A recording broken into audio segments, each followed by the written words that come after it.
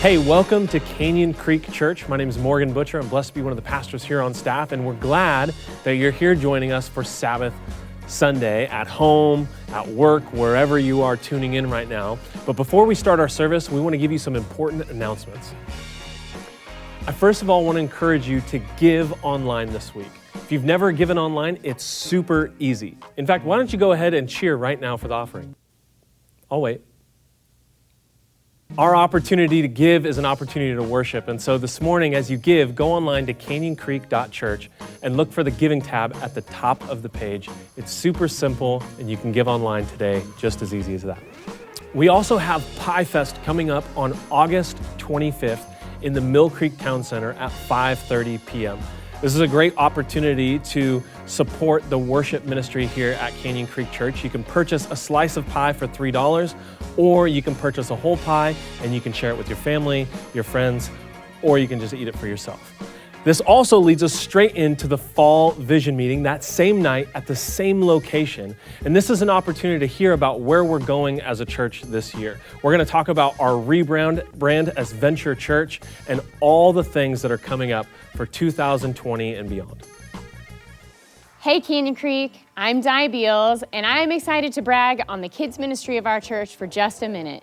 This past week, we had over 90 kids attend our Vacation Bible School, VBS Kids Camp, and almost half of those were kids who were not from our church. And we had over 40 volunteers out at Bob's Corn and Pumpkin Farm. We're so excited about how much fun the kids had and about how many friendships they made and all that they learned about God. And we are grateful to you, those of you that volunteered. Special shout out to Lamb Real Estate as well as Bob's Corn for hosting the event. We love you guys, we're proud.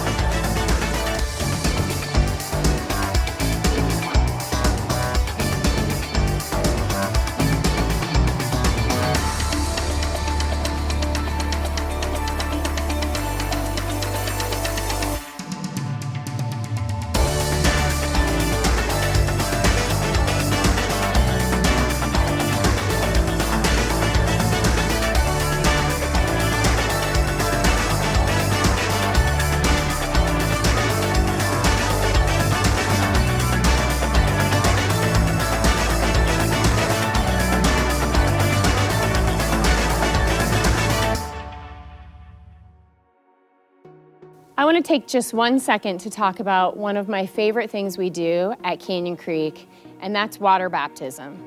Water baptism is really your and my opportunity to make a public declaration of our faith. It's an outward demonstration of what God has done on the inside in our lives. It's symbolic of washing away the old and becoming something new. And we use the expression raised to life because we believe as we put our past behind us, we're raised to a new life. And so if you haven't been baptized in water, or maybe God's been doing something really significant in your life and you would like to make a public demonstration of that, we want to encourage you to be baptized. Would you take a look at this?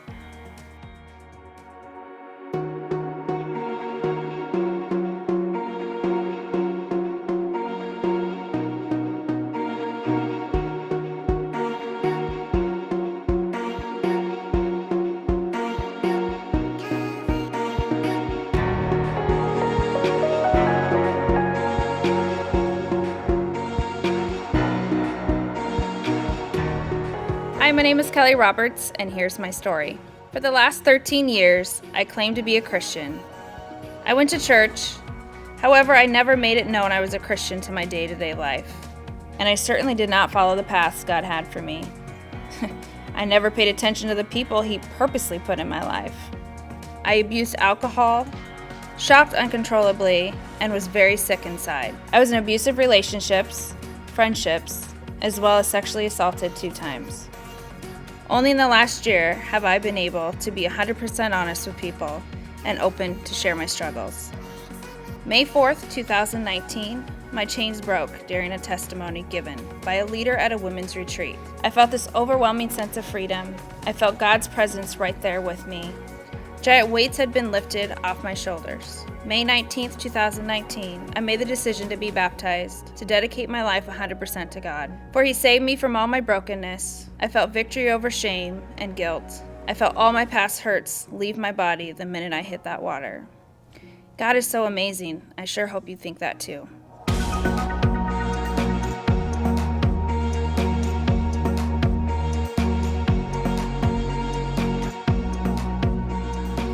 That experience that Kelly had is just one of many stories of things that God is doing in the lives of people here at Canyon Creek. And I would love the opportunity to partner with you in water baptism. So if you'd like to be baptized, I want to invite you to email baptism@canyonCreekonline.com. And baptisms will be August 25th, and I would love to partner with you.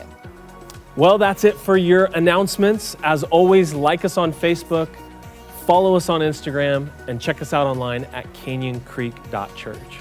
With that, we are starting our brand new series, Becoming Venture. So why don't you help me welcome Pastor Brandon Beals.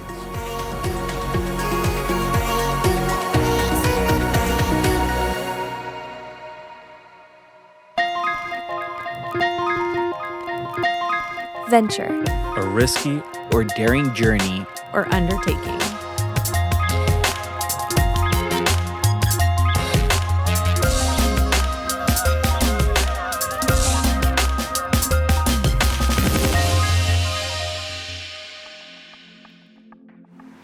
It's about to become a new season at Canyon Creek Church. We're about to become Venture Church. I want to introduce you to Venture Church. Come with me.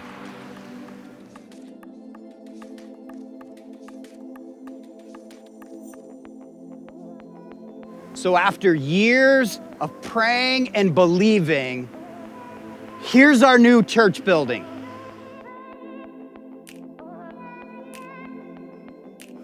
This is our lobby. And up here are the offices and conference room.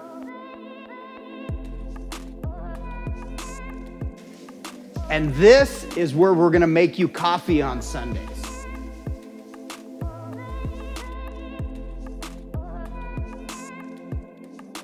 And I want you to imagine dropping your kids off at this main kids entrance.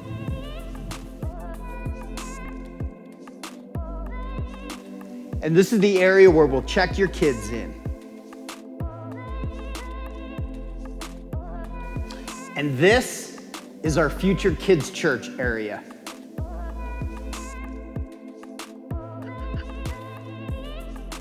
I'm gonna go into our auditorium. As I'm walking in there, I need you to turn to Numbers chapter 13.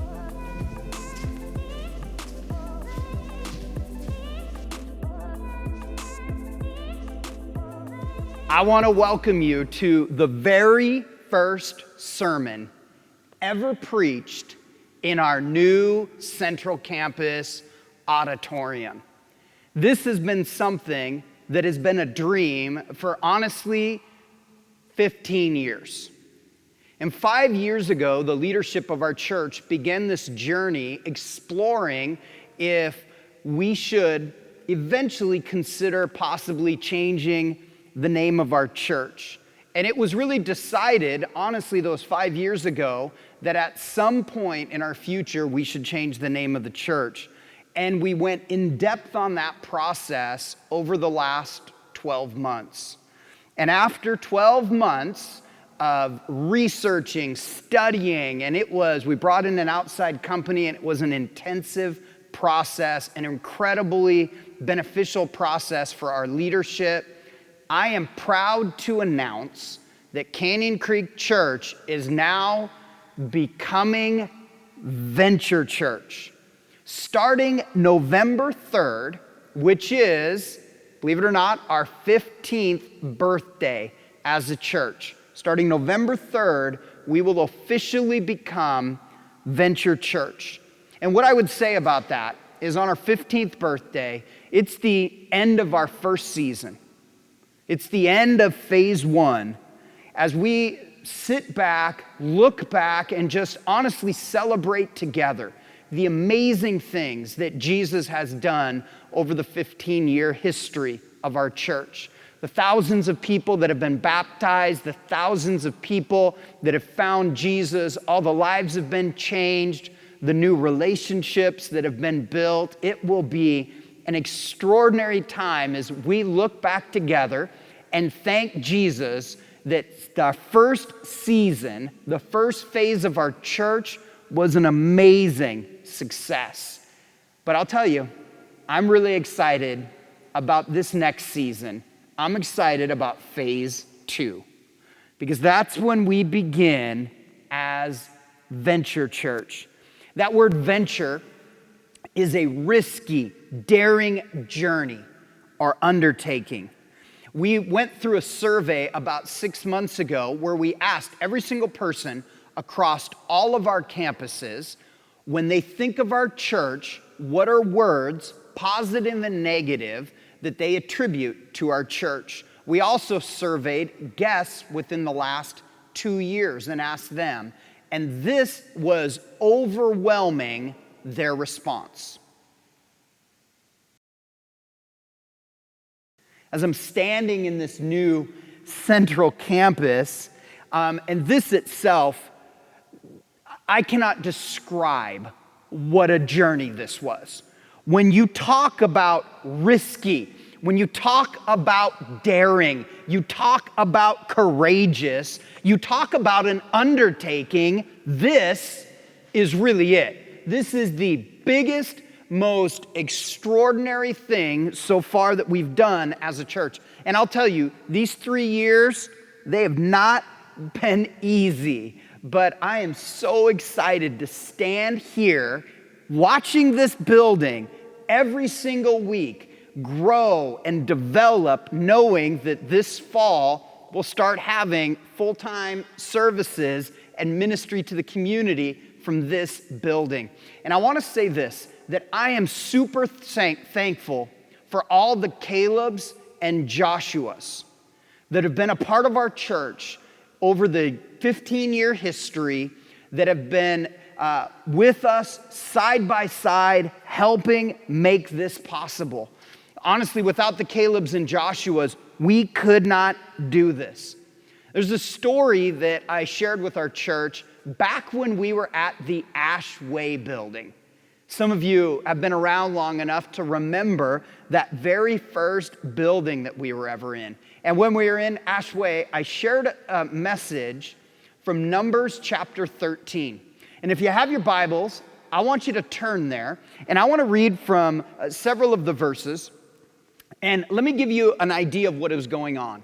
The Israelites had been miraculously by God delivered from Egypt.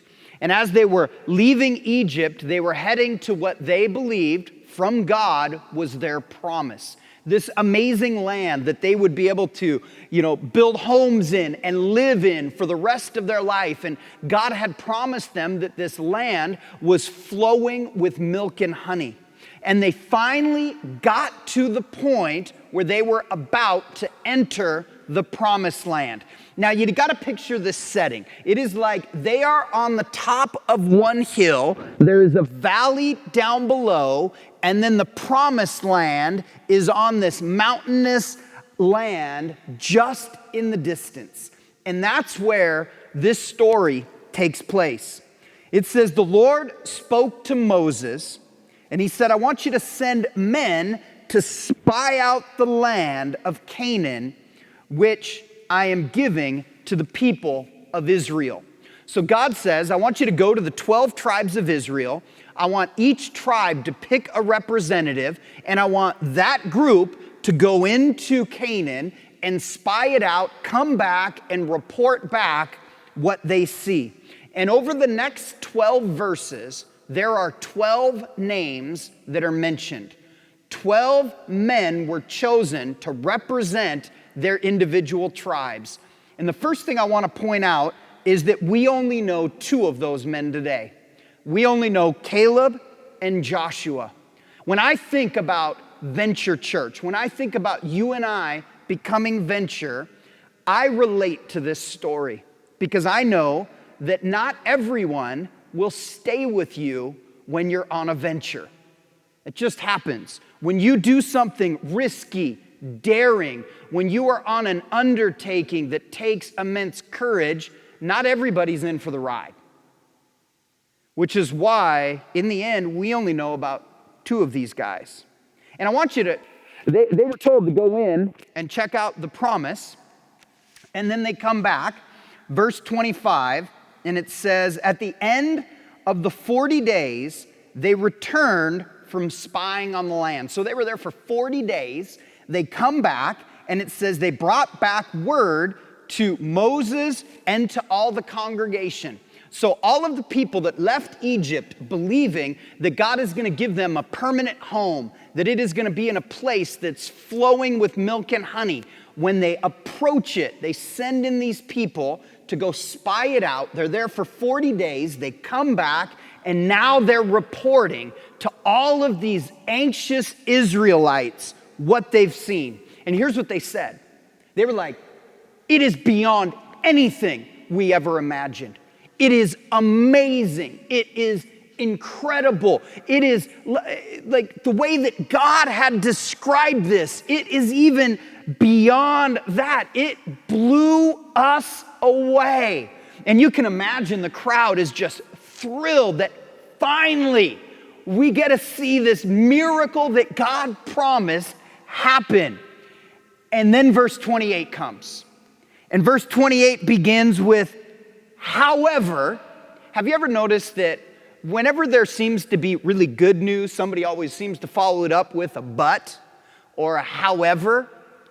And then they say, however, the people that dwell in the land are strong, that their cities are fortified and are very large. So basically they say, hey, the land, it's beyond anything that God had ever described to us before. But taking this land, it's not going to be easy. It's going to be risky. It's going to take courage beyond anything we've ever done before. This is going to be a daring undertaking. And when we go, everyone is going to fight against us. And then they go on and they actually describe that the descendants of Anak are there, or the Nephilim. Now, the Nephilim, that if you actually do some research on this, it's a reflection back to Genesis chapter 6, verse 1. In Genesis chapter 6, verse 1, it talks about as the world began to grow, the sons of God found the daughters of men attractive. And they began to intermarry and have children. And so basically, when it talks about the sons of God, most theologians believe that these were fallen angels. So the sons of fallen angels with the daughters of men became the Nephilim. So these were a sect of people that were basically giants. And so the spies come back and they say, the land, amazing, incredible, blew our mind, but it's full of giants. And they begin to say things like, the same God who brought the plagues to Egypt and delivered us from Egypt, the same God who parted the Red Sea, the same God who brought manna and quail, that same God can't deliver us against these giants. We can't do it. There are giants there. It's too big of an undertaking. It's too risky. It's too daring. We can't do it. Numbers chapter 13, verse 33, in my personal opinion, is the greatest example of why Christians oftentimes settle. Because what happens sometimes is God will call you or I to something that is much greater than anything we can ever do. When I look back at the 15-year history of this church, I want you to know there is nothing that we've done that started impossible. Everything we did was impossible. Like, we should not be here today. The very first building we ever purchased, we shouldn't have purchased it. everything that has happened for this church, the reason that we are here with all of our campuses today is because there was a group of people that went on a risky, daring adventure. And when they saw giants, they saw a bigger God. And they said, the same God that gave us Ashway can give us Everett. The same God that gave us that Everett building can help us build a building in Mill Creek. The same God, and that has been their attitude over and over and over again. But the Israelites saw giants. They saw a risk too great, a journey too daring, an undertaking too big. Church, every venture appears impossible when you or I take our eyes off Jesus. When we stop looking at the author, the perfecter of our faith, when we stop looking at the person who called us, commissioned us, sent us, and gave us our mission to begin with, when we stop looking at Jesus, I'm telling you, everything looks impossible. One of the things that I found so fascinating about this passage is look how they described it. In verse 33, they said, "We seemed to ourselves like grasshoppers." So they're comparing them as giants. We seem like grasshoppers, and so that's the way we're going to seem to them. I told you that everybody struggles with something when they don't see themselves the way that Jesus sees them. I want to point out that it said, we seemed to ourselves like grasshoppers. That's where dreams die. That's where vision ends. Over the 3 years of trying to build this building, I want to say that there was never a moment where I didn't feel like I was a grasshopper being stomped on by a giant. Now, that wouldn't be true. There was many times I fell into this trap of thinking what's possible, thinking what we could practically do, taking my eyes off of Jesus and looking out this huge giant of an obstacle, of the amount of money and all of the steps and hurdles that it would take. But every single time I was surrounded by Caleb's and Joshua's. You know what Caleb said to Moses during that time? Caleb came in and he said, "Moses, we can take this land. We can do this. You're right, those people are big. The city is fortified, but we've got God on our side. He parted the Red Sea. He can take care of this."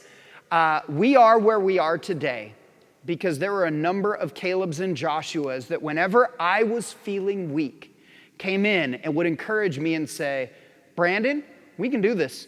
Brandon, we can do this together. Jesus has got this. Let's do this." Most of what we have done as a church has begun with impossible. And if I would have listened along the way to all the naysayers, to all the people that told me all the reasons why every big undertaking that we tried wouldn't work, if we would have listened, church, we never would have left Jackson High School 12 years ago. We would still be meeting in Jackson High School today. Everything that has happened is because God has performed a miracle. I'll tell you, I always pray, Jesus, can you make something easy for us? I have all these friends, they get buildings easy. Things just kind of fall into our lap. Nothing has come easy for Canyon Creek. And that's why we're becoming venture. Because everything we've done has been risky. Everything we've done has taken courage. Everything we've done has been a daring undertaking. And you and I are here right now in a large church, multi-site church in Snohomish County by the grace of God. We are here because God is good. Well, what happened to the Israelites that day? Well, eventually the people began to talk, they began to grumble, they began to complain, they turned on Moses, and Moses said, fine, we won't do what God told us to do. We won't go into the promised land. And they didn't. And God was so upset about it that he came back to Moses and he said, Moses, none of the people from this generation will ever step foot in the promised land except Caleb and Joshua. Fast forward 45 years. There was this group that said, we can't do it. It'll cost too much. It'll be impossible. 45 years later, you turn to Joshua chapter 14. 45 years later, they are back to that spot where they were before. You see, church, when you and I take our eyes off of Jesus and we start believing that in the eyes of all of our giants, we're small. When we take our eyes off of Jesus, that is always the result. When we take our eyes off Jesus, we seem small, inadequate, ineffective. Everything seems impossible. In fact, most people, when they take their eyes off Jesus, when the undertaking is too great, they quit, they stop, they give up. God was so disappointed in those Israelites because of their lack of faith that none of them saw the promised land except Caleb and Joshua. So here we are, 45 years later, a new generation has come to the exact same spot. This time, Joshua is leading them. Now, what is the land like now? The cities are bigger.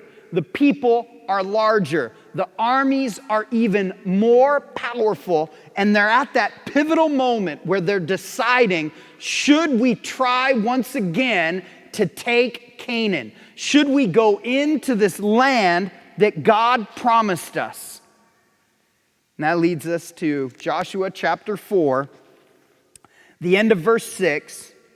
Caleb, who is now 85. That first time, he was 40. 45 years later, an 85-year-old man comes to Joshua and he says, Joshua, you remember what the Lord said to Moses that he promised us concerning this land for you and I. And then he said, and I know the giants are bigger, the city's more fortified, it's even more scary. And he said, and the first time my brothers went up with me, made the heart of the people melt. Yet I wholly followed the Lord my God. And Moses swore to me on that day, saying, surely the land on which your foot has trodden shall be an inheritance for you and your children forever, because you have wholly followed the Lord my God. So literally, Caleb says to Joshua, Moses promised me that God told him that this land will be ours. He promised it to me, and I've been holding on to it for 45 years. Then he goes on, and Caleb is describing himself, and he says, I am still as strong today as I was in the day that Moses sent me. My strength now is as strong as it was then. And he says, so I ask, give me that mountain. About 10 years ago as a church, I preached that sermon for the very first time. And it was about us taking a huge, daring undertaking. We were leaving our little small building on Ash Way. We were moving to a really large building in Everett, and we were believing for things much greater. And I looked at each one of you and I said, I believe that we are at a pivotal moment in the history of our church where we can just be ordinary or we can be daring. We can be courageous. We can be the type of people that look at a mountain and instead of turn around and go back to Jesus and whine about how big their mountain is. Instead, they go to their mountain and they let their mountain know how big their Jesus is. And they start declaring, God, give me that mountain. Church, that is where you and I are today. And I know that along the way, we have lost people because the journey, it was too intense. It's a little bit too courageous. I mean, the number of times people would come to me and say things like, okay, Pastor Brandon, are things not going to change now? I don't like change. I like things being the way they are. If I can tell you one thing about this church, we are pro-risk. We are pro being courageous. We are pro living life on the edge. This is a venture. It is a venture that you and I are on together, but we are people that are always going to see a mountain with the help of Jesus and each other, going to conquer that mountain. And once we do, we're not going to rest. Because there's more mountains that need to be conquered. There's more people in this community that need Jesus. There's more people in other countries that need to be fed. There's more things that need to happen. This is not the first building that we will build. Eventually, our Everett campus is going to need a new building. Our Palouse campus is going to need a new building. Eventually, we're going to launch new campuses. Eventually, our Mill Creek campus is going to need an addition on this building. Why? Because we are venture. We are people that live a life that is risky, courageous, daring. That is the type of undertaking that you and I have signed up for with Jesus. This is God's venture for us. It's risky, it's daring, it's courageous. So Caleb says to Joshua, he says, give me this mountain. My favorite part of this entire section is the ending, because we don't hear anything. We don't get like some climactic battle. If this was a Hollywood movie, it would build to this moment, and then you would see this epic battle. I mean, it would win an Oscar. But instead, it jumps to verse 13, when it says, then Joshua blessed Caleb and gave him Hebron as his inheritance. There's no battle. We don't read about anything. In between verse 12 and 13, we know that there was a battle, but we don't read about it. You know why? Because the battle didn't matter. You know what mattered? What mattered was the fact that they believed, that they had faith, that they kept waiting, that they kept believing. The battle was that they didn't give up. Honestly, the actual war to win the land of Canaan, it didn't matter. What mattered is there was a group of people that still believed. Adventure, we don't ask, are we finally done? Are things going to change? That's not how we operate. As we become Venture Church, when we enter into one risky, courageous, daring undertaking after another, once God comes through, what we do is we ask, all right, Jesus, what's next? It's a new season, a new name. It's our next phase. And this new season, it's going to be even more risky. It's going to be even more daring. Because there's more people that need to know Jesus. And we have got to be courageous enough to join Jesus on this venture to let him know about him. What is your mountain? What is the mountain you're standing before Jesus and saying, give me this mountain? Church, We're becoming venture. I'm excited. I hope you're excited. Whenever I bring people to visit our new building, I invite them to take a Sharpie and write a verse or a quote on where our eventual stage will be in our auditorium. In the spot where my pulpit will be every single service, I have a special quote that I want to write.